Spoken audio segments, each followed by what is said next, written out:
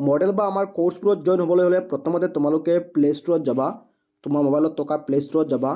Play ষ্ট'ৰত গৈ এনেকৈ study lids academy search কৰিবা। ঠিক আছে, স্ক্ৰীনত তোমালোকে নামটো দেখা পাইছা, নামটো চাৰ্চ কৰি দিবা ইয়াত ষ্টাডি লিডছ একাডেমি। ঠিক আছে, ষ্টাডি লিডছ একাডেমি এই নামটো চাৰ্চ কৰাৰ পাছত এপটো যদি তোমাৰ ওচৰত ইনষ্টল নাথাকে ইনষ্টল কৰি ল'বা। ইয়াৰ পিছত এনেকৈ এটা ইণ্টাৰফেচ আহি যাব। ইয়াত অ'পেন আছে, অ'পেনত তুমি ক্লিক কৰি দিবা ইনষ্টল হোৱাৰ পাছত। ঠিক আছে, ইয়াৰ পিছত ইয়াত চোৱা দুটা অপশ্যন আহি যায়। এটা হৈছে log in with WhatsApp or use another method. ইয়াত তুমি ইউজ আনাডাৰ মেথড ক্লিক কৰি হ'ব। ইয়াত ক্লিক কৰাৰ পিছত তোমাৰ মোবাইল নম্বৰটো দেখুৱাব। মোবাইল নম্বৰটো ইয়াত মাৰি দিবা, তোমাৰ যিটো নম্বৰ আছে নাম্বাৰটো ইয়াত দি দিবা। নাম্বাৰ যিটো আছে এজ ইট ইজ নাম্বাৰটো ইয়াত মাৰি দিবা। ঠিক আছে, নাম্বাৰটো এনেকৈ দিয়াৰ পাছত প্ৰচিড আহিব, প্ৰচিডত ক্লিক কৰি দিবা।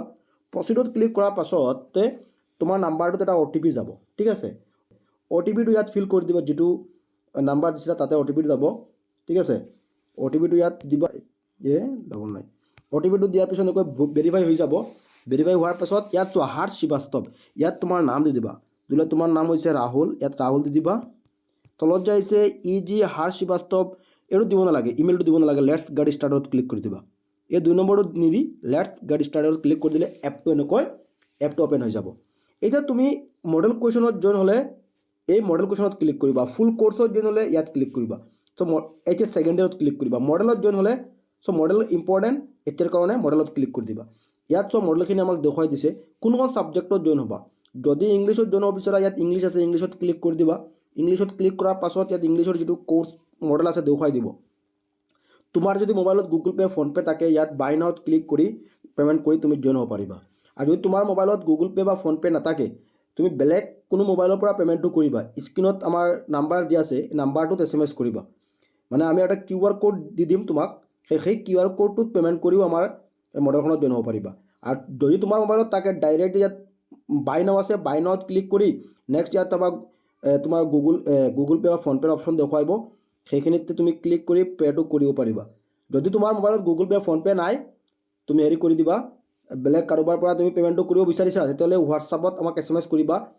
তেতিয়াহ'লে তোমাক QR কোড এটা দিয়া হ'ব, QR কোডটোত পে'মেণ্টটো কৰি ইয়াৰ পিছত তোমাক আমাৰ ফালৰ পৰা কৰি দিয়া হ'ব। ঠিক আছে, আমাৰ ফালৰ পৰা কৰি দিয়া হ'ব যদি তোমাৰ মোবাইলত নাথাকে অনলাইন পে'মেণ্ট। চ' তোমালোকে নিশ্চয় বুজি পাইছা। আৰু পে'মেণ্টটো ছাকচেছ হোৱাৰ পাছত যেতিয়া পে'মেণ্টটো ছাকচেছ হৈ যাব, এতিয়া যোৱা ইয়াত যদি তুমি মডেলত জইন হৈছা, ইয়াত যে মডেল কুৱেশ্যন আছে, এই যে মডেল কুৱেশ্যন ইয়াতে ক্লিক কৰি দিবা। ঠিক আছে, যোনখন ছাবজেক্টত জইন হৈছা, পলিটিকেল হ'ব পাৰে, ইংলিছ হ'ব পাৰে, যোনখন ছাবজেক্টত জইন হৈছা সেইখন ছাবজেক্ট ইয়াত দেখুৱাই দিব। সেইখনত এনেকৈ ক্লিক কৰি দিবা। ইয়াত মই ইংলিছ ক্লিক কৰিছোঁ। ইয়াৰ পিছত চাই লোৱা ইয়াত যে আছে কণ্টেণ্ট, এই কণ্টেণ্টটোত ক্লিক কৰিব। ঠিক আছে, কণ্টেণ্টত ক্লিক কৰাৰ পাছত এনেকৈ আহি যাব।